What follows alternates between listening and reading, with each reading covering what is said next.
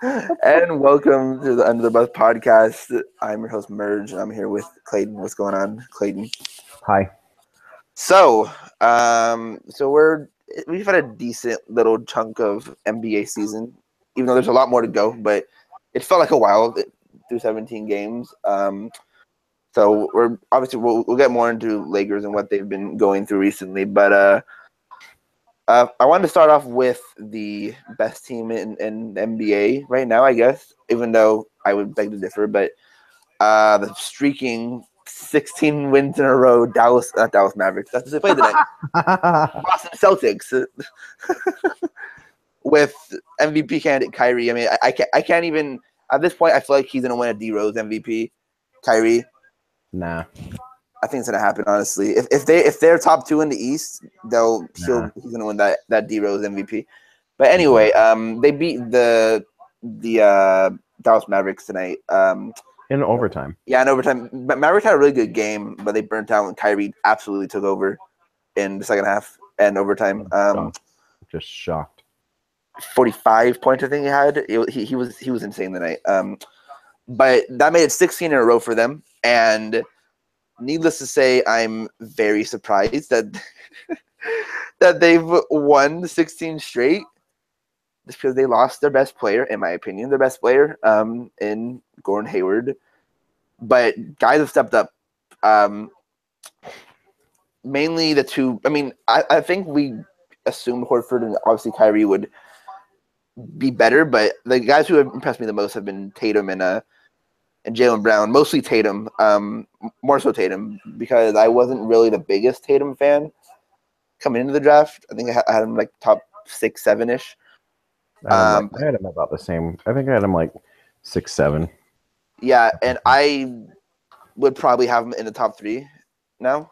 I think he's been that good. I mean, I don't think you should ever make a snap judgment on. I mean, I get it, but I think he's been. I mean, he was shooting like 80% from corner threes. Let's just say that's going to going to go down.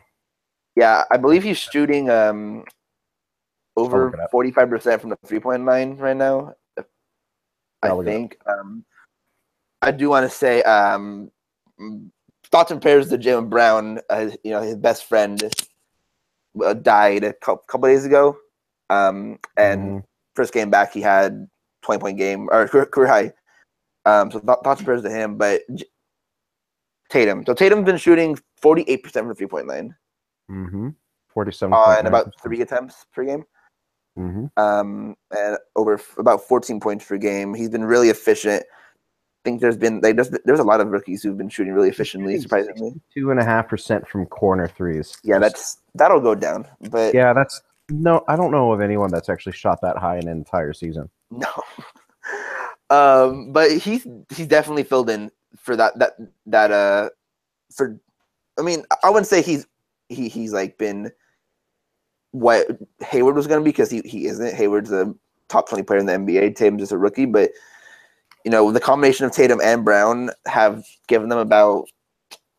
I'll look at Brown real fast, but I think about 30+ points per game combined. And some really solid defense. The Celtics are first in the league in defense. The most surprising thing to me about them winning 16 in a row, besides the fact that Hayward's not there, is that they're bottom 10 in the league in offensive efficiency. They're like 21st right now, and that's like, I don't know of any team that goes on that long of a streak just because their defense is that good. And normally it's like a top 15 offense or something, and you would think it'd be a better offense than they are, just because Brad Stevens is such an awesome coach, especially on the offensive end. And they have these offensive weapons, Kyrie obviously, and Horford and Hayward and Horford and Tatum and Jaylen Brown and guys like that. I mean, you would think it'd be a lot better, but offensive. Well, I mean, when you've got Marcus Smart taking 10 shots a game and shooting 27%, that's kind of an issue. Yeah. I mean, it's weird. He has the most confidence for a bad shooter I've ever seen. It's great. He shoots like 5 threes a game. I mean, I think that's what it is. He shoots a lot of threes. Yeah, 4.4 threes a game. 4.4, yep. That's ridiculous. I don't get it. He's a gunner that can't gun. He thinks he's like Clay, but he's not Clay. Like watching when they played the Warriors, I was watching that game, and he's just gunning it like off the dribble threes, and I'm like, who do you think you are? I mean, Rozier can't shoot either. He's shooting 34% from the field. Period. So, Danny Ainge's son, mm-hmm. Terry Rozier. They've also had some nice. Would you trade Terry Rozier for Anthony Davis? Nope. I'm just asking for Kaufman. Just wondering. Oh my God, Tatum for no. That was just way too funny. Yeah, it's people are way too high on Tatum. I mean, I don't think he should have went higher than I had him. I mean, he went 3, but like where I had him, I think thought him a bit higher. But let's chill for a second. I still think Kyle Kuzma's been better, but that's besides the point. Do you think they'll be able to keep up? Obviously, they're not going to win like 80 in a row, but like from the Laker game we watched, do you think they'll be able to keep it up defensively? The Lakers or no, the Celtics. Do I think they're going to be able to keep it up defensively? Yeah, sure, why not? Yeah. Horford's good. Tatum can switch pretty well. Jaylen Brown has looked pretty good on defense. Marcus Morris. I mean, like, they've got defenders. And for the talk about Smart not being able to shoot with the lick, he's a really good defender. Yeah, he's their best defender by far. So, he was their best defender last year. Yeah, and had Avery Bradley and Jay Crowder on their team, so that's saying something. As much as I, kind of people seem to bag on Smart, and I mean, I think for good reason. He's still a valuable piece on that team, especially with all the shooters they have. It's not too big of a problem, but hopefully they can. I mean, Steven has to talk some sense into him. I mean, stop shooting so many threes, man. Mm-hmm. Stop shooting some period. Do you think this team has a chance to beat the Cavs? Why not? I mean, like, if LeBron gets hurt, yeah. Well, let's just say it's just like it's been pretty much just LeBron this whole year for the for the Cavs. I don't know. And they're still missing IT. IT was a top 15 player last year, so we can't forget about that. And Thompson's out for a couple of months, I think. Yeah, Thompson got hurt. They're still having some huge problems defensively. Mm-hmm. But there's also the thing that Al Horford has lost 12 straight playoff games to LeBron. Yeah. So he's like, I've gone against LeBron too many times and been wrong. I would much rather be wrong in thinking that they're not going to, or them losing than being wrong and saying, Cleveland doesn't have a chance. And then, yeah. I mean, I think it would actually be more entertaining to see the Celtics in the finals, but it's still, I still think Warriors clean both these teams relatively easily, 4 or 5 games. Just because the Warriors don't care. They don't care. The Warriors, they let the Sixers get a 23-point lead on them, and then they ended up winning by 10. Yeah, that was great. There was a writer. I can't think who it was. Maybe I want to say it was actually Matt Moore. Anyways, he was saying, how big of a lead would you be comfortable with at halftime to think that you were fairly confident that you were going to beat the Celtics or the Warriors. The Warriors. And I'd say 40, and I'm not even joking. I really think 40 is the most. I mean, like, I was thinking like 35, 40. Yeah. I mean, like, Clay could go for 37 and a quarter again. I mean, Steph is the greatest shooter ever. Clay's not far behind. KD's not far behind either, Like, They scored 47 points in the third quarter of that game, and while the 76ers did the same thing in the first, they then held the 76ers to 15 points. 15 points in the third quarter. So, like, they took that lead back, and yeah, I really wouldn't. No lead is safe. No lead is safe because they're the Warriors, man. They're Yeah. That's man. why if we just start transitioning to the Lakers a little bit, Yeah, I'll do it anyway. that's why I don't really care about trying to compete right now. I understand people are tired of winning. I totally get that. Losing. I'm tired of losing. I'm tired of losing too. Yeah. I want to see them start winning for once, But yeah, it's been a while. yeah, but you're not going anywhere. You're gonna need to get 2 max guys, and then you're gonna have to pray that Lonzo actually and Ingram, and Ingram and Kuzma. Then they don't trade any of those 3. Yeah, and then they become borderline all-stars instantly. Yeah, so I just don't see it. We had this conversation with Pete, before even the draft started, and I was just like, I don't see it. I just Even with LeBron, LeBron's going to be 34. Everyone always says 35, and he's going to be 34 next year. Yeah. Even prime LeBron, I wouldn't feel comfortable, honestly. I mean, the Warriors are not good. I mean, you got 2 of the best 5 players in the NBA, in Curry and Durant, and then you have. 2 more who probably top 20. I'd argue top 15. Well, Draymond has to be probably a top 12 player in my opinion. Yeah, I agree. Then Clay is a top 20. Mm-hmm. So, yeah. And then they have really good role players, and Iguodala and Livingston and Caspi and McCaw is going to be the guy that I'm actually going to be more interested in him during the summer than any of the big name guys. Not because I wouldn't want the big name guys, but because we've talked about it a lot. Yeah, and I don't really I don't think they get 2 big name guys. So betting on his potential at being, I think he's only 21 still. I'll look it up. I believe he is. He was a freshman coming out of UNLV. That's a guy that would be perfect next to Zoe, to Ingram, to Kuzma, and then whoever they get at the 5, Noel. But, he just turned 22 a couple months ago.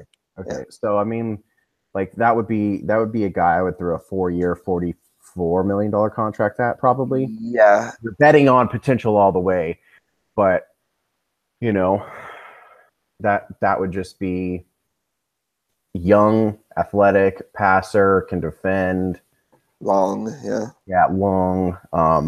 He's not a great shooter right now. I'll check his stats, but I don't think he's a horrific shooter right now, and he could become a good shooter in my opinion, a pretty dang good shooter.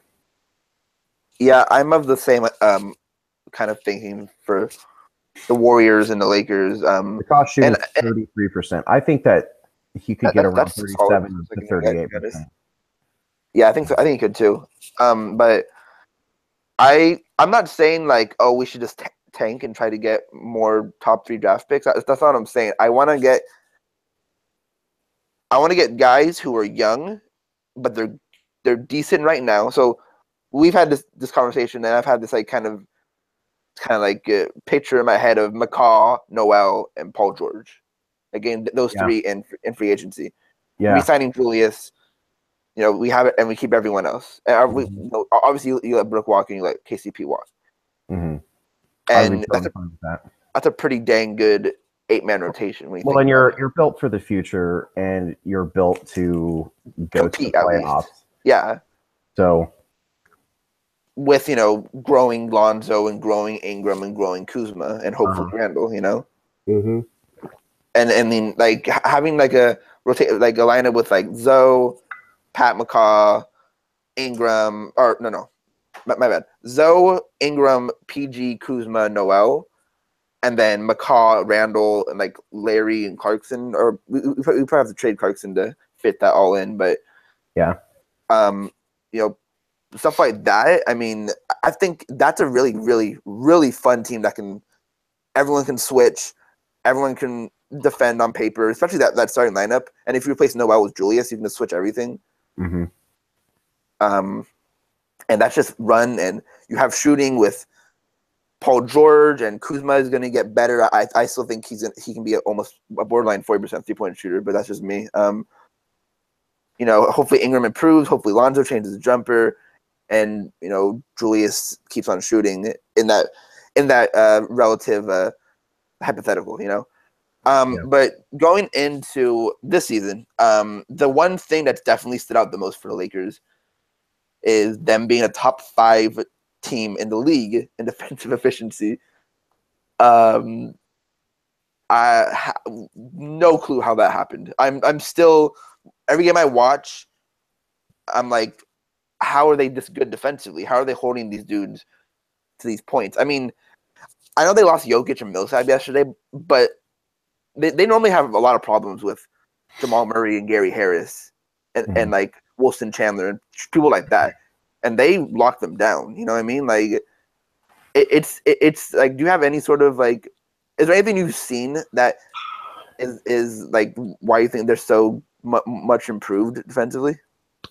It's all team defense because individually, Lonzo's been a lot better than I thought, but at the same time, Lonzo is defending wings a lot of the time.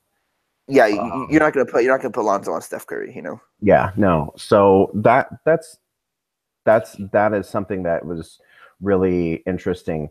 Ingram has improved on defense by quite a substantial bit. He's a positive on defense now. That's really good. KCP is so inconsistent. It's we'll talk about KCP in a little bit. Kuzma has been. He's been good switching, but like he's good at switching, but he's not very good. Yeah, he'll get better for sure. Mm-hmm. And then Brooke has been so much better than I expected. Mainly it's just like he's in the right. Also, Julius switching. You know what I mean? Well, yeah. I'm just talking. I'm trying to go mainly. No. I got you. My bad. But I think Darius said that with the starters, they're the top 8 defensive efficiency. I think he said. That's very surprising. Team period, they're like 4th or 5th, which is just I don't really get it. I mean, they're like, we've been calling now for gurus and whatnot, and maybe now they just don't need a guru. Maybe the team defense is just that good, and we've bashed the staff, and so maybe they do deserve credit there. The team on that end, I agree for sure. Now, when you go to the offense, obviously that's a different story. That's a different story. But it's just that they're constantly closing out on threes. Even though teams seem to shoot really well against them from there, they're just giving effort. They're being able to switch. It's just surprising, really. I mean, yeah. If you want a full technical breakdown, just go watch one of Pete's videos. Yeah. But I didn't really expect that, and I still do expect them to decline quite a bit. But at this point now, I mean, you got to think they're between a top 10 and a top 15 defense. Yeah, I would agree with that. I mean, and the surprising thing is we've gotten better with one of our relatively better defenders out too, in Larry. Yeah, it's gotten way better. No, not way. We were like 8th when Larry was healthy, and then it moved up to 4 recently. Mm-hmm. But it's adding Larry back in. I'm guessing the next couple of games he'll be back. That just gives us a lot more, just more versatility defensively, which is going to be a lot of fun to see. Even though we don't bash on Larry, but he's definitely the least favorite of the 3. Yeah, for us, he still is a good player. Oh yeah, and as I've said just today with Drew Hernandez from Lakers Outsiders and Reed_NBA from Forum Blue and Gold, Julius Nance is a good player. Yeah, he did a tremendous job this season. But he's a bench player. He's a bench player. He's a bench player. Like he's a good player, but he just should not be starting. He's a really good defender, but yeah, I don't know. Like the Clippers now are bad. So like just to go to kind of run through the teams we've played, the Clippers were good when we played them, but they've been bad now, kind of partly due to injuries. Yeah. Phoenix, we've played 3 times. They suck on offense. New Orleans with their 2 big men, they're a good offense. Washington, really good offense. We played them twice. Toronto, good offense. We lost to them. Utah, we lost by what, 15? Yeah, it was a lot closer than that. But it was close. It was like 7 up until like the last minute or 2. When Donovan Detroit, we beat by 20. Portland, we lost by 3. They're a good offense. Detroit's rated as a good offense. Utah's rated as a bad offense, I believe. Brooklyn is. They were good when D'Lo was there. Yeah, they were good, and then now they're bad. Even though, shout out to Dinwiddie, he's been a really good. Oh yeah, shout out to Spencer Dinwiddie. He's been great. Memphis, a decent team. Like they're weird. I don't know. Yeah, it's hard to gauge them. I mean, let me check NBA math. I know they have like a whole thing for teams. Mark has been really good. Conley was bad, but I think he was playing on an injury a lot of this season. So Portland right now is voted as, or is rated as a average offense with good deep or bad defense. No. They're fine. Yeah, they're average offense. They're good defense, I think. I'm reading it wrong, I think. I'm reading it wrong. That's funny because they really sucked last year defensively. Yeah, they're good defense and just average offense. There you go. Okay, Jazz bad offense. Boston surprisingly bad offense. Memphis is about as rated as Boston. But we've played Toronto, Washington, and the Pistons, and they're all rated as above average offenses. Clippers are still rated as an above average offense. The Pelicans above average offense, and obviously the Nuggets are above average offense. Yeah. Teams that have sucked. Well, Pistons, like I said, we said the Nets and Sixers when Joel Embiid is becoming a god right there on the court. That guy, he's really good. Oh man. And Phoenix sucks on offense. So like, there's some, like that's a good mixture. Like, have we played the Kings yet? I don't think we've played the Kings. We play them next. So tomorrow we play them tomorrow. No, we don't. We play Chicago tomorrow. Oh yeah, we play them the day after. I think it's a back-to-back, right? I don't know. I can check, but it's only 15 games, but like there's a good sample size of teams in that range. There's no one that's an atrocious offense other than the Jazz and the Suns aren't good offenses that we played, but everyone else has been around average or better, and they've got the 4th best defense according to NBA_math on Twitter. They're only behind the Celtics, the Blazers, and the Thunder, which is it's really funny. The thing with the Thunder, it's funny because they are really good defensively for 44 minutes, and then they just crash and burn in the final 4 minutes. Yeah. So like I'm just saying, I don't know. I think they've got to fall. I can't see them. They'll fall a little. I mean, like I said, I think 10 to 15. That's a fair range. I can't really see them being able to hold 4 all year long. But right. I mean, hey, if it'll be a great surprise if they do end up in the top 5. If they do, I'm not going to say I'm going to do anything because that would just be absolutely stupid of me. but like, I would be really surprised if they did. I'd be really surprised if they. Yeah. Yeah, I would too. I mean, I think they'll finish top 15, especially from what we've seen. Unless there's a major like injury or something. I would say if I had to pin it on where they're going to end up, I'll say that they're going to finish 12th on defensive efficiency for the season. That's solid. And that's really good. Above average defense. And, Yeah. you got, like, because we don't know who's going to be on this roster by the end of the year. Mm-hmm. So, I mean, that right there, that's a perfect transition. I'm going to take that one right there.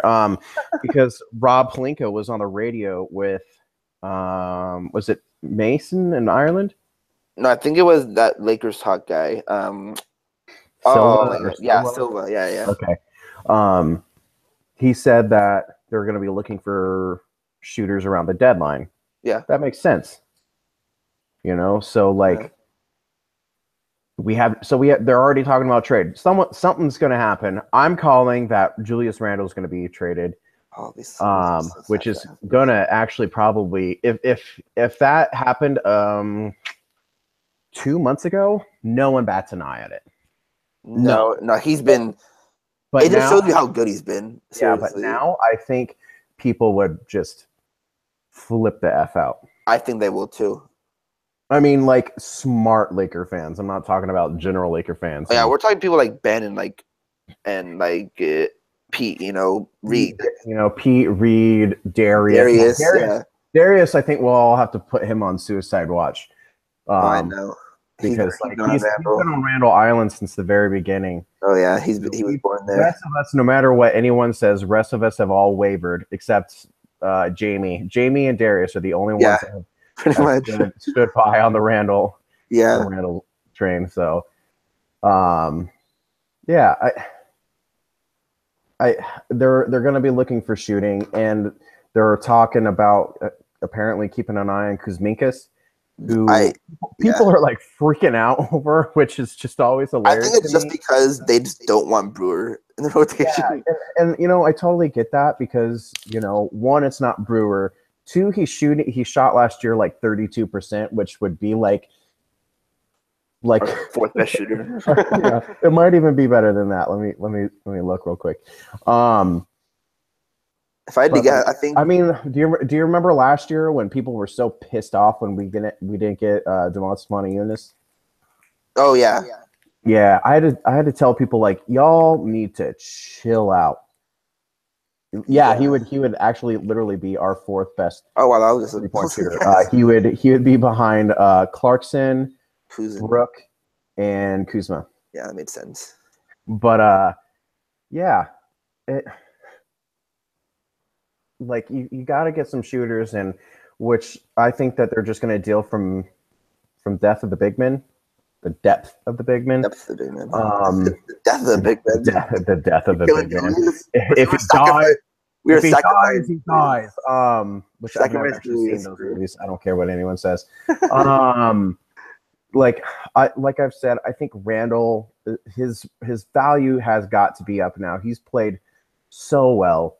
Yeah, he's been awesome, man. He's finally accepted that bench role on the Lakers, and he's just taking the bull by the horns and blah blah blah, and he's just played remarkably well. Yeah, you can argue he's been our best player this year. Oh yeah, I agree.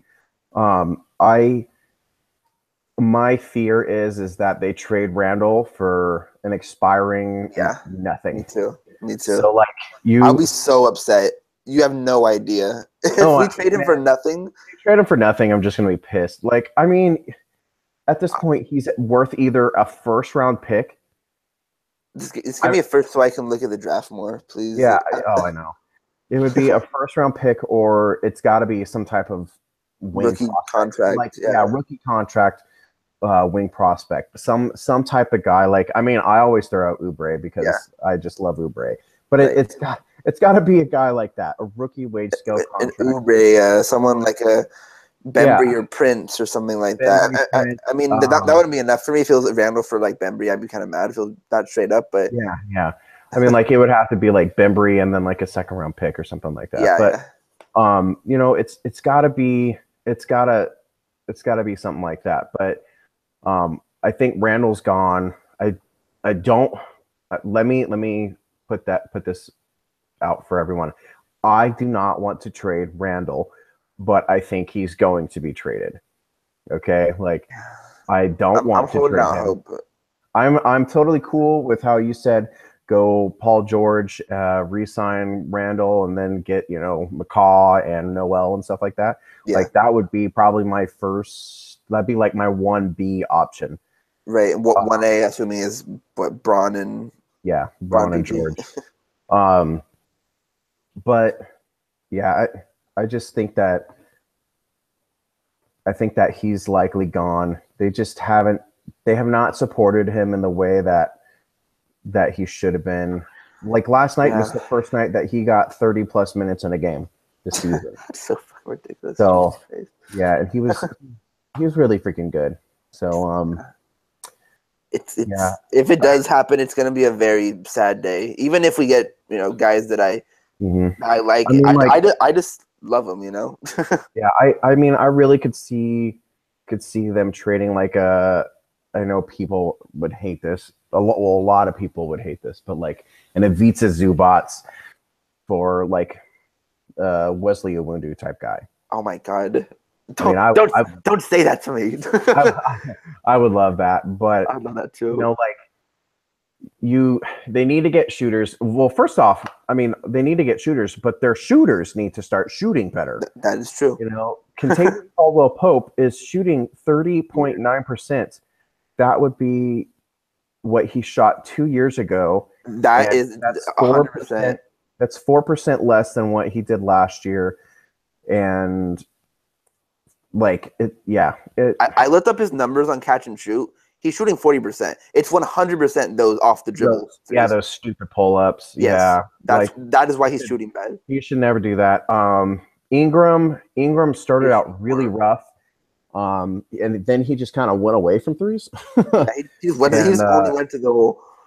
Yeah, all he's doing is driving now and taking the elbow, which I'm cool with. Elbow jump shot. Awesome. And if he's gonna be as good as he's been at it, then for now I'll take that. But he's still gonna need to back it up and knock down. He needs to shoot at least a 33%, in my opinion, from three. Yeah. That's really not that hard or not that much to ask for. Zoe cannot shoot 22.8% from three. Yeah, he's not going to get up to like 40% from three. Like I remember so many people thinking that he was going to shoot like 38 to 40% from three to begin. I thought like 33 to 35, but like he needs to get at least a 32%. Like the Lakers are the worst 3-point shooting team by far. It's not even close to. They're at 28%. And maybe last night raised it. Let me see if I can. Yeah, it was 28. Now because of last night, it's 29.4%. All right. Big whoop. But they're still 3%. 1 percentage point at the time. Yeah, they're 3% below anyone else in the NBA. That's crazy, man. Yeah, so like I think they're still 6% below the league average, which is usually about 35%. So yeah, they are though. They are like top 5 at the rim percentage, something like that. They've been really, really good. Yeah, finishing at the rim. And they can't shoot free throws worth a lick right now. They're 70.8% from the free throw line, and like I'm not even using advanced numbers on all this. Like these are just basic numbers. Like you need to shoot better than 29.4% from three. Like who's shooting the best, by the way? I'm curious. Clarkson at 36. Oh no, team wise. I'm guessing it's the Rockets, but I would guess. I don't. Let me see. You talk about like adding some shooters and stuff like that. I'm cool with Kuzminskis. I'm surprised you didn't bring your boy up. Clayton now. Oh yeah. Is now I am now officially Anthony Morrow's agent. That was so great. More than happy to take a percentage from Anthony Morrow when he signs his contract with the Lakers. That was so great. It was great when he Twitter searched his name and saw me saying that the Lakers need to bring him in. And you know what? Honestly, I'd be very happy bringing Anthony Morrow in because let's see, Anthony Morrow is I think he's near 40% for his. I know last year. He's 41.7% from three for his career from three. Is there attempts? That would blow everyone else on the Lakers out the door. Oh yeah, that would help us out so much. Yeah. Even just that. I mean, I'm not even asking for, like, I'd take Mike Dunleavy at this point. I mean, yeah. It's just incredible. It really is. Give me like Andre Ingram from the South Bay Lakers, something like that. The top teams from 3-point, that's interesting. The Pacers at 40.6 and the Hawks at 40.4. The Warriors are 0.1% behind the Hawks and 0.3% behind the Pacers. So that's not a big surprise. Going down, you said that you thought it was the Rockets? Yeah, just assuming by how many they shoot. The Rockets are only at 35.2%. Wow. I thought a lot better. Yeah. But I mean, they shoot like 50 a game, so it makes sense. If I would just go by the median, so let's see. Median is just the middle 1, 2, 3, 4.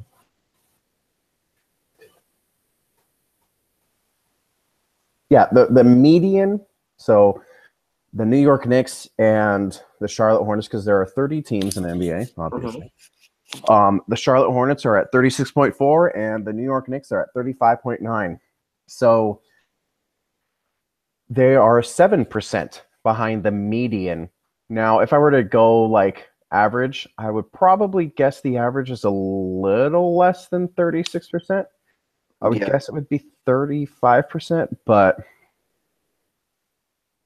honestly, no, I actually think it's actually 36%. So yeah, the Lakers suck at shooting.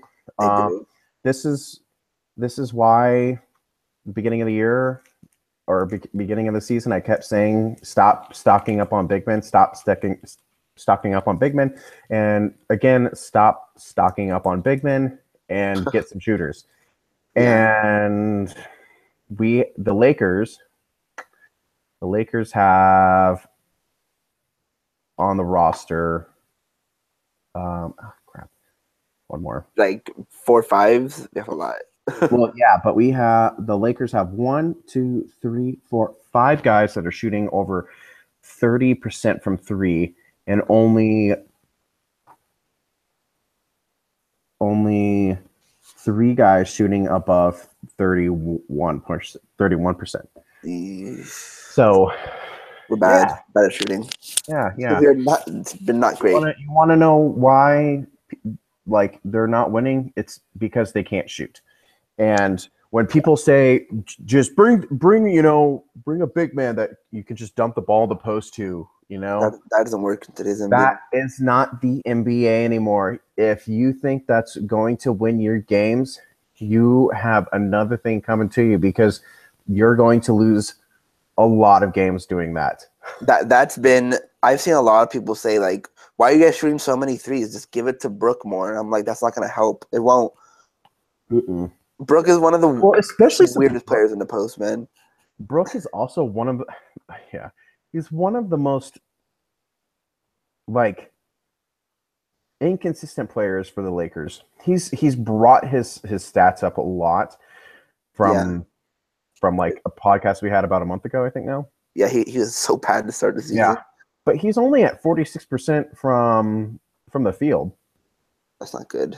So for a big man, he shoots it way too much from the outside. I mean, they've essentially just turned him into a pick and pop big, which he's really not. He's an inside out player, not an outside in player. Yeah, he's a guy that you want to start inside, and then every once in a while you pop him out. Yeah, but I guess when he's one of your best shooters, you can't really do that. Yeah, his field goal percentage is about 5% lower than his career average. Yeah, I mean his field goal percentage which is his effective field goal percentage, is higher than his field goal or his career average, but field goal percentage also factors in 3-pointers, which he only started doing last year. Which his field goal percentage right now is about half a percentage point below. Yeah. But he's also 5. I mean, he's playing less, which I was saying this year that if he was going to play 30 minutes a game, they're going to lose a lot. Yeah. So he's playing 24 minutes a game. His true Man. shooting percentage. How is he playing 24 minutes per game and Julius is still averaging like 19? That's what I want to know. Well, I mean, Julius should be whenever Brooke isn't in, Julius should be in. But they're also playing Bogut a lot more lately. They're also they've had a few times where the lineup was just absolutely super small. There was a lineup where the biggest guy on the court for the Lakers, positional wise at least, was Kuzma. Yeah. He was playing the 5, and I mean, they might not even recognize that as any time that he actually played.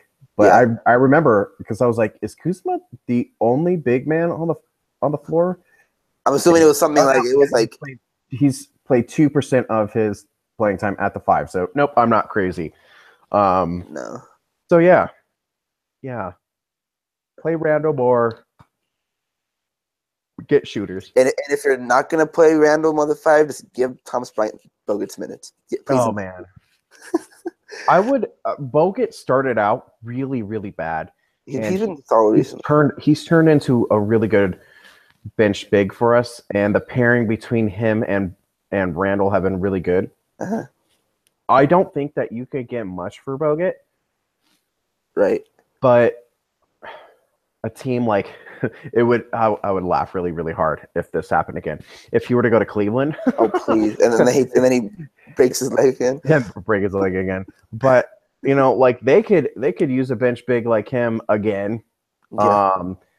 They really couldn't, and they have no inside. No, I know they really don't. I'm trying to look at like who playoffs. Boston. I mean, their backup 5 is Tice. Tice has been solid for them. He's been solid. I would say that they probably don't need them. Raptors don't really need them. Raptors need more switchy 5s. Yeah. I guess he could probably play for the Pistons, but then that takes minutes away from Boban, and no one wants that. No one wants that. You're right. All the talk of Cleveland sucking and not being very good. They are currently 4th, tied for 4th in the East. Just the East, yeah. So just so everyone. Well, I mean, compared to what people expected of them, they've won 5 in a row. Yeah, yeah. So Cleveland could really use him. Washington. Who's their backup 5? It's Jan Mahimi. Oh, Mahimi, yeah. Ever since he left Indiana, he sucked. Yeah, he's been really bad. The Knicks don't need any big men. They've got every big man, every foreign big man possible. And then Kyle O'Quinn. The Sixers don't really need a big man. The Pacers, they're surprisingly as the 8th seed above the Bucks. Old Debo's been awesome for them, but yeah. That's Oladipo's he's gonna revert to the mean in median in a bit. Or whatever you want to say. I'm tired. I don't care. Yeah. So like there are teams that you could probably get something. Like Cleveland. Cleveland might have a second round pick somewhere to get. The Pistons probably have a second round pick that you can get. Yeah. I mean, you're not going to get anything great for them. I mean, I'd be fine with a top 45 protected pick. Like, yeah. I mean, like, you're essentially trading them to a top team in the league. Yeah. I mean, like, going down through the West if they're not going to worry about the West, which they shouldn't. Houston doesn't need him because they got Nene. Warriors don't. Him returning to the Warriors would be funny. It would. Who else they have? They have Zaza and JaVale, and then have Draymond. Yeah.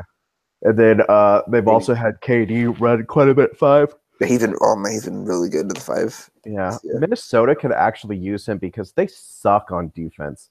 yeah, they Like could use that really, enforced type of really bad. Like, guy. Carl Anthony Cantor. yeah. Oh, who said that? Was that Nas? That was Nas shared. It was Sam's tweet. Fassini? No, no, no. Espen. Warriors Sam. Oh, Yeah, I'm sorry, Sam. Yeah, I don't have it pulled up, and I would butcher it. Anyways, I'm sure. yeah, But like, yeah. So to finally put it out there, like, yeah, you could probably get like a top 45, top 50 protected pick. You know, not very much, not anything that like anyone would really care about. right. Brook, because of his salary, would be hard to get or match anything up just Yeah, because of how large his contract is. yeah. But You have to get like Evan Turner or something like that. oh no, if I was having to take on another bad contract, I would need like a lotto pick. That's Like, true. I mean, because you already have Dang. Like, what are you gonna do? That's true. So That would be like complete like throwing the towel for the next yeah, year or so. yeah, yeah. Yeah. Man. You go. You Yeah, were yeah. supposed To finish, no, I would say just to finish off with the Lakers. I was gonna ask what our opinions are about Kuzma versus Larry, but then I kind of laughed. And let's just talk about how good Kuzma's been. Let's just do that. well, 'Cause that's okay. been The person who brought it up was Silva for ESPN LA, and he asked Stu yeah. Lance that question. First off, Mhm. why anyone gives a crap about what Stu Lance has to say is beyond me. And you can Lakers. try and say something to me about like, oh, he's been watching basketball for 100+ years. Like, I don't care. Have you ever listened to him talk? The dude He's is, had the same catchphrases for 100+ years. yeah, he's such a freaking idiot. Like, oh my word, I cannot wait until he retires. And then we get Mike That because Trudell, I don't want to be mean. right? And they just get rid of him. Yeah, Him and Billy Mack. Billy Mack. Like, I actually don't hate Billy Mack like everyone else does. I don't like him, but like I hate listening to Stu. Oh my word, he's just so stupid. He's Yeah, just unbelievably stupid. he says some dumb stuff. But when he said that Nance should come back and start, I just want to be like, how dumb are you? Like, do you actually watch the game, or are you just there the entire time reading some anti-analytics jargon? Right. Like, because it's stupid. It's very dumb. Everything he says, there's no point in him even talking. Yeah, I mean, it's just Kuzma. You can argue that Kuzma's been our best player too, and he probably has been, but like he helps offense out so much more than Yep. Larry does. I mean, Kuzma, Our stagnant offense would be even worse if Kuzma goes to the bench. it would, and I mean, there's a little part of me that like wants to see Kuzma and Randle together again, but I mean, they were very fun. but I mean, you can still do that with Larry on the bench and Kuzma starting. I mean, they did it last night and they did it really well, you know. Oh, and speaking of last night, we finally saw Randle and Brooke, which we've been asking that's for forever. Second time, I think. Right now, Kuzma is averaging 16.5 points per game. Jesus Christ! So, like, oh my God, he started 9 games. Let me see. He had one game where it was awesome, and then he had like a terrible game. I think that was the Celtics game. Boston game, yeah. So as a starter, yeah, he scored 21, 13, 10, 13, 21, 11, 24, 30, and 17, which I would guess would be in line for his about 16 to 17 points off the top of my head. Yeah, I'll go back for reference real fast, but you keep on talking. But like, I understand, like, Larry was tremendous before he got hurt. I understand. But like, the whole thing, like, losing your job because of injury shouldn't happen is a load of crap. If you don't do that, then Wally Pipp is still starting and Lou Gehrig never becomes Lou Gehrig, or he becomes Lou Gehrig somewhere else. Right. Like, I mean, Kuzma is the future. Nance, as we have seen time and time again, is a bench big. Yeah. So just okay, bring him off for the bench. Kuzma, for Kuzma, he has had about 18 points per game, so 17.8. As a starter. Yeah, as a starter with almost 9 boards per game. Yeah. He good. He's pretty good, and I'm actually surprised his assists aren't higher because he's a pretty dang good passer. Yeah, I don't think Luke's really like unleashed that part yet of him, so to say. I mean, he had a pass yesterday. I think it was to Brooke. It was a bullet. Like he threw that thing so damn hard, and it was. I mean, he had that nice 4 and 5 pick and roll with Julius. I mean, he can pass Kuzma, and he's been a lot better rebounding since he's came into the starting lineup too, which is really good to see. Yeah. He's got a true shooting percentage, and I don't really see why this would actually go down very much, just because he's shown the skills to be able to finish around the basket really well. He's got Might go up because I think he's gonna get better from the 3-point line. Yeah, he's got a true shooting percentage of 58.9%, which is that's really good. And while Larry's true shooting percentage was 64.2%. His also were on a lot less shots and like lobs from Lonzo. And like nothing from 3. Yeah. So I think he took 1 3. I think he's taken 1 3. Maybe he's taken 2 threes this year. So yeah, he was finishing really well. Yeah, he was. But that's all he was doing was finishing, and it's not. I mean, and it was a elite level finishing, but at the same time, like he's not providing everything else. I mean, so, Kuzma has been finishing, and then a lot more. You know. Kuzma has a 110 offensive rating according to Basketball Reference. Yeah, that really doesn't surprise me all that much. Yeah, he's been really good. I'm really excited for him. I mean. I was really wrong. Obviously, I've said it time and time again. Yeah. And Nance has an offensive rating of 114. So, like, jeez. while I totally understand, you're also not taking into context all he was doing was being essentially a lob man. Yeah. So it was. I mean, it was pretty much that Brooke was the 4 and Larry was the 5. If we're being real. I mean, pretty much. Yeah. And except Larry, the only thing he would do if he had the ball down below was either pass it or dunk it. That was the only thing that was going to happen. Pretty much. Yeah. I mean, Kyle Kuzma, I mean, he's been the second best rookie in the league, at least for me, and it really isn't that close. Tatum's been good. Simmons is in a whole other level by himself, obviously. But yeah, I do, before we transition away from Lakers, I do want to say that I never, ever want to see Tyler Ennis and Vanderbilt in a Laker uniform ever again. And I don't ever want to see either of them on the floor at the same time. With Corey Brewer, by the way. With Corey Brewer. Like, okay, small sample size, okay? Fully, like, he's played 28 minutes this year. I'm talking about Vanderbilt. He's got an offensive rating of 48. Does it say how many shots he's taken? Because I swear he's only taken like 1. Vanderbilt has taken 3 shots. I don't remember those other 2. And he has taken exactly 0 free throws. So, like, the Vanderbilt experiment is done. It's dead. Yeah. It should have not ever have been started. Okay, the dude is essentially like what they say in baseball, a 4A player. Okay, really good D League. Not good enough for them. He's an excellent D League player. You know, have him down there, pay him more somehow. Excuse me, and just have him down there to help develop guys of the D League. Oh my goodness! But he sucks in the NBA.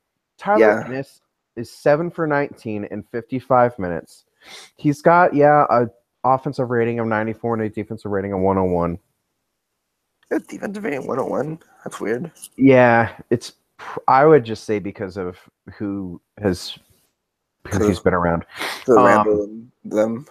So, oh my word, Vanderbloot has a negative 3.1 PER. Wow, that's Zubats has a negative 1.7 PER. So, Ennis is at 11.7. Ennis has a true shooting percentage of 43% and Vanderbloot at 33%. Okay, so those guys should never be on the floor, period, and never on the floor together. That lineup, I don't understand that at all. Julius always gets like bunched together with those guys, and I feel so bad every time it happens. Yeah, Julius is second on the team in true shooting percentage at 59.8%. Nance in 7 less games, and I would guess a lot less attempts, is at 64.2. Yeah. Totals. So Julius has 145 field goal attempts. Nance has 57. Also, I'm pretty sure Julius's finishing has been better too, unless I'm wrong. I remember at one point he was shooting some insane percentage around the rim. Yeah, no, he was at like 68%. He's at 58% still. At the rim. Yeah. At the rim, he's at 73.8%.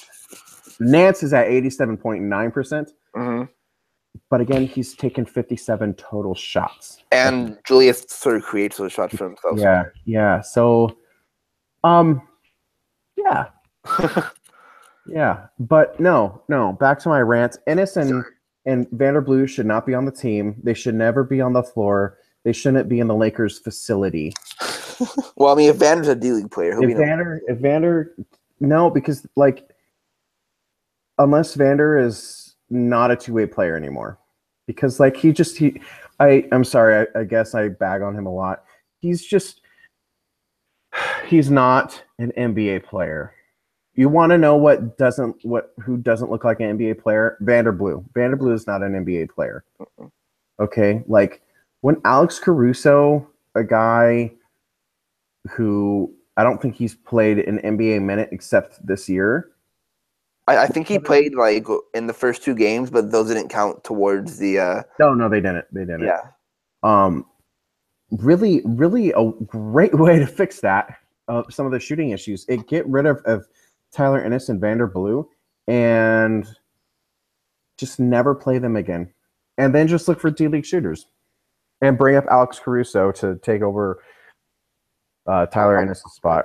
It's just tell Caruso to actually shoot, because when he shoots from 3, he's actually pretty decent. Yeah, he's been decent. He doesn't as much. He's pretty unselfish. Yeah, but, I think he's at like 35 or 36% for 3, which would be second on the Lakers. Yeah, he's been pretty good in the G League this year. Yeah. But yeah, I mean, I really just want Caruso and Thomas Bryant to be mainstay, and Josh Hart to get minutes. I want to see Thomas Bryant on the Lakers. I want to see it. I just want to see him play. I was so upset when Zubac got those last 2 minutes and not Thomas. You have no idea. Anyway, so moving away from the Lakers, me and Clayton are very big draft guys. Yeah. And it's, we love looking at, guys, what's their wingspan? Pretty much that's what we look at first for any prospect. Well, that's what I look at. Then I looked at it too. I took your thing. I'm sorry. You look at wingspan now too first? Good for you. Man, there's a lot of, it's an interesting wing class this year.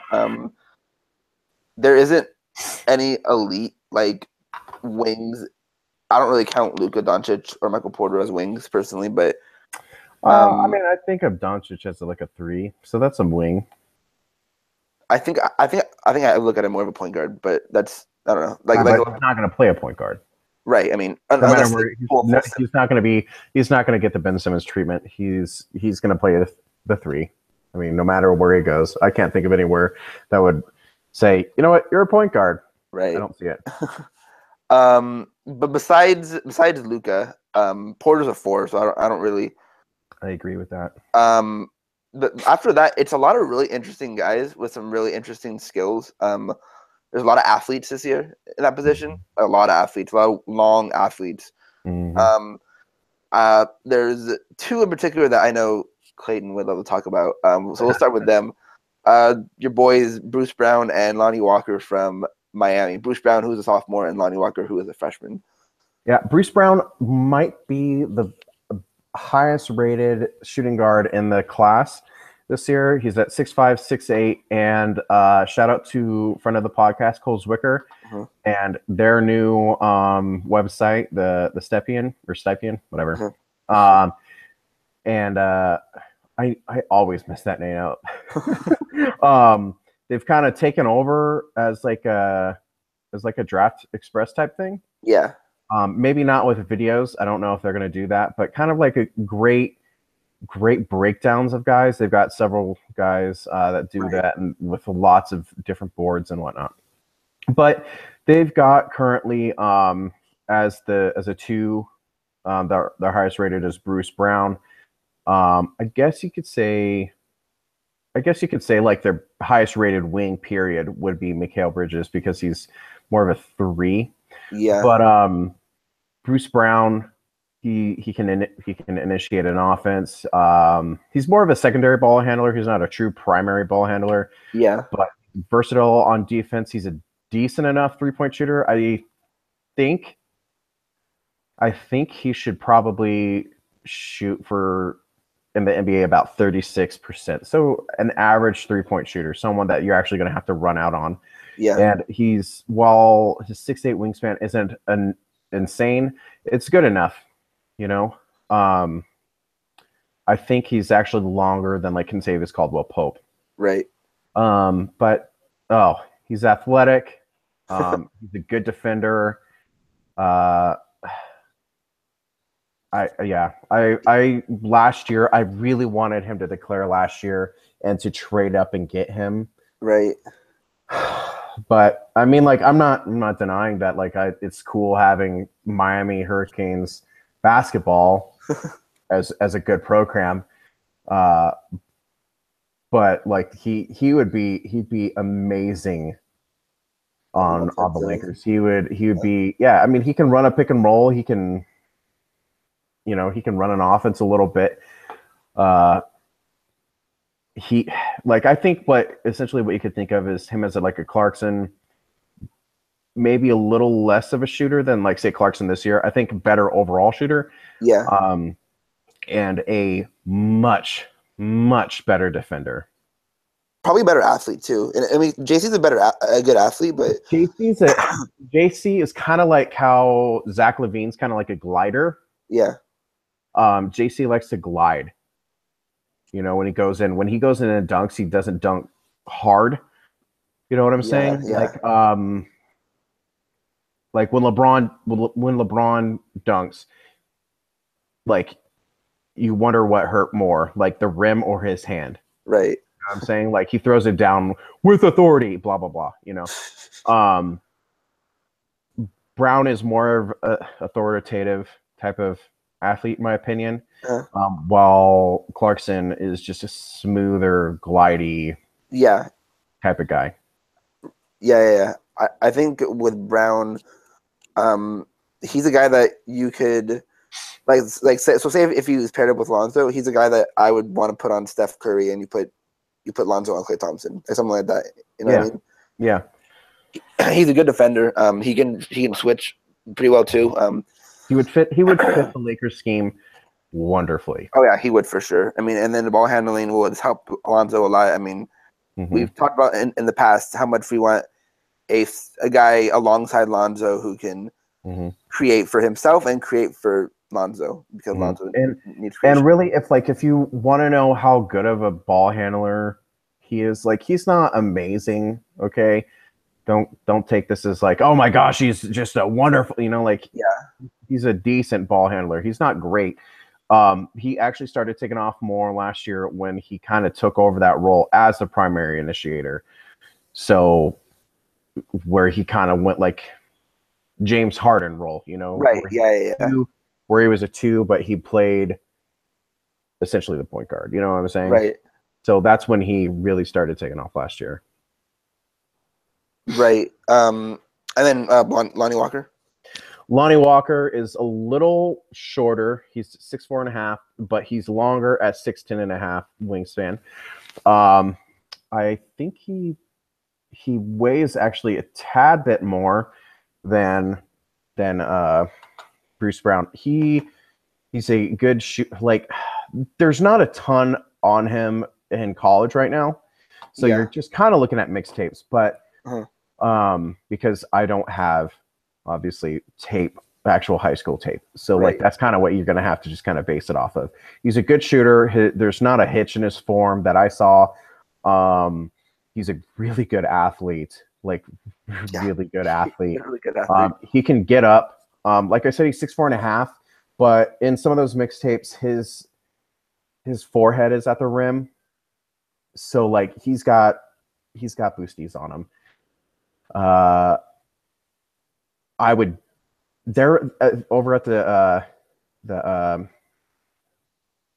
Stepien is he's only 20th, which is kind of low for me. I know some of their guys, especially Mike, what's his name, Grabanov? I hope I said that right. He's got him like in the 30s or 40s. He's really low on him. I wonder if that's partly just his play, or the question right now with Lonnie Walker is health. He tore his meniscus before the season, so like that could be what my thinking is like that right there is full on OG Anunoby issue right there. Like he could possibly slip because people are afraid. The guy was a 5-star recruit, a top 10 recruit, I believe. Yeah, he was. I believe he was the top wing or top top wing in this class, I think. Yeah, I can't think of anyone that was like a 2-3 that was a higher rated prospect than him. He's just really, really good. He's really raw. Yeah. But the potential for him is just, it's really interesting. I have no idea about his defense, about like how good it is, because like I said, the tape isn't there very much. Right. But with his athleticism and his wingspan, you would hope that at the very least, he's a consistent KCP type guy. You know, because like I don't really think KCP is that good of a defender after watching him every game. Yeah. You know, like Dim is gonna probably yell at me later in the games, but like I don't think KCP is that great of a defender. Like the numbers kind of back it up too, but you know, like I think you could be a consistent KCP where he's like average or above average, you know, and especially using the length and the athleticism just on switching and stuff. I think oh man, I would be very happy with either of those guys. And honestly, I don't know which one I would rather prefer. I think personally, I think I prefer Walker because age and more athletic. That would probably what I would go to. He's 18.9, so he's about to turn 20, while Bruce Brown is going to turn 22 next year during his rookie year, which, as we found out with Kyle Kuzma, really doesn't matter. It doesn't matter. But I think just because of age and wingspan and whatnot, I think that would be the guy who I would go personally, especially since I think if we had the higher pick, I would probably go Bruce Brown, which sounds funny. Okay. I would go Bruce Brown. I guess it would make sense sort of for the Lakers kind of time frame. Yeah, and I would like if time frame. If we're not talking about trying to compete next year, Lonnie Walker's the guy I go with. Of Yeah, those two. he kind of reminds me. I mean, maybe just because of this like height and like wingspan and stuff and athleticism, but I kind of have him in the same realm as Hamidou Diallo, except I think Diallo's more athletic. I'm not more. He's more athletic, and he's healthier, obviously. Yeah, Diallo he's only a few months older than Lonnie Walker. And is he technically a sophomore? Because I mean, he was there for half the season. He's still a freshman. He's got half an inch in height and half an inch in wingspan. But Hamidou Diallo is much more raw than Lonnie Walker, in my opinion. He does not really have a perimeter game. But if you go and watch Hamidou Diallo, like I watched the Kentucky versus was it Kansas? Yeah, it was Kansas. Oh my word. He had a steal where I jumped out off the couch when he dunked it. And my wife looked at me like I was a crazy person. I was like, yo, he's gonna, like I couldn't even talk. And like he's just running down, and I'm like, he's gonna dunk on him, and just he's so much fun. And as Vicini has said, Hamidou Diallo is a guy with like that gliding ability of like a Zach LaVine, but the power of I've seen some dunks by him. Oh, his dunks are nasty, man. Like this is a guy, Hamidou, if we're gonna kind of transition away just from my favorite Miami guys. Miami dudes, yeah. And again, like Hamidou Diallo, I've been talking about him since last year around December. Because there was rumors that he was going to declare for the draft. Yeah. He would be the guy where, he's not going to be a good shooter, especially for a couple years. But you could see him running down the court and Lonzo from like the other free throw line throwing him an alley-oop. You know, like he's going to catch it. There was an alley-oop from. Are you talking about the Josh Hart one? The Josh Hart one? No. Oh. That was to Diallo. Gotcha. In that Kentucky and Kansas game. I want to say it was from PJ Washington, I think. It might have been number 22, the guy that you liked. I can't remember it. Alexander or something, or something. Alexander. He was like a three acronym, a three letter guy. Yeah. The pass was a little bit off, but Diallo controlled the ball so well, and he couldn't hammer it home, just because of the pass. Yeah. He caught the ball and just perfectly just like stopped it in place and just kind of like just rolled it into the bat. It was just like, while like in real time it probably didn't look like a difficult play. Yeah. In slow motion and whatnot, you realize like how difficult that was. And he just it was perfection. It was beautiful. He has, I think, the second at the highest ever NBA Combine vertical jump. No, I think he has the highest. Cause DJ Stevens has the highest. Yeah, wife beater. But yeah. Well, actually, it's Pat Connaughton, if we're being real. Well, he has the highest white man jump. But yeah, that counts in my book. Those are three guys that I would love to see in LA. Another guy would be Troy Brown. Yeah, I was going to bring up Troy Brown. He's a guy that Cole really likes. Yeah, his shooting is really a big question mark from everything I've heard, but he's the youngest of all the guys that we talked about so far. Maybe the youngest in the draft. Yeah, he's one of the youngest in the draft. 6'7", 6'10" wingspan. That's true three stuff right there. He could be a secondary ball handler. You're kind of looking at like I don't like. I remember I was listening to a podcast with him and Sam Vecini, and I think he brought up a Chris Middleton comp. I would die for that. You know, but I don't see him shooting that well. But I don't know if many people saw Middleton shooting as well as as good as a shooter as he is now Yeah. back then. I honestly don't remember. So Yeah, Chris Middleton was like bought for nothing. He was a second round. oh, he's a second round pick, and that's who they traded. Like Milwaukee was really high on him, but who they traded? They traded Brandon Jennings for him. It was essentially like Brandon Jennings like straight up for him. It was hilarious. Was it like the Pistons or something? Mm-hmm. Mm-hmm. Oh, that made sense then. Yeah. The last, really the kind of the last wing, I guess, for me would be Mikal Bridges. 21 years old, 6'7" with a 7'1.5" wingspan. He's a sophomore, right? 7. Yeah. No, he's a junior now. Or he's a junior. He's kind of a young junior, I think. Yeah. But he's a floor spacer. He's a pretty dang good shooter. His usage is kind of the question mark. But he's a really good defender. Like really good. If you listen to the What's on Draft podcast last year, they were saying Mikal Bridges could have been the best defender in last year's draft. Yeah. And that's coming from a draft that had like OG in it. And OG, I think, is an elite level defender in his prime. Yeah. So the question with Mikal is he going to be able to do more